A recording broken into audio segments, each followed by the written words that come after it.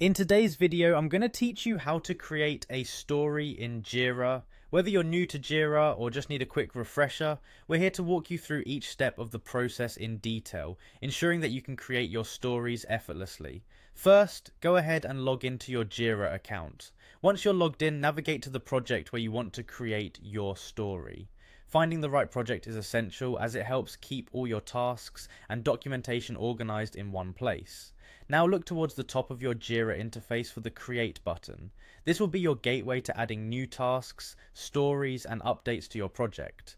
Upon clicking the Create button, a new window will appear titled Create Issue. This is where the magic truly begins, as it lets you input all the important details of your story.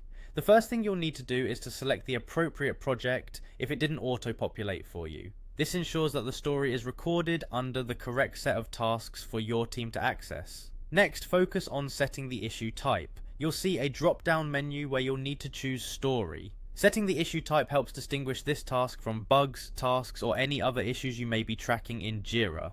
A story generally signifies a function or feature from the user's perspective, giving your team a clear idea of what outcome you're aiming for. Now it's time to enter a summary. Think of this as the title for your story. The summary should be concise yet descriptive enough to convey the main idea. This will appear on boards and lists, making it a key reference point for you and your team members as you track progress. Then in the description field, enter the user story. Try using the classic agile format. As a type of user, I want an action so that a benefit, a value. This format can help bring clarity by explaining who the story is for, what they need, and why it's important. Once the basics are set, you have some optional fields that you can fill in to provide additional context. Consider adding an assignee to specify who will be handling the story.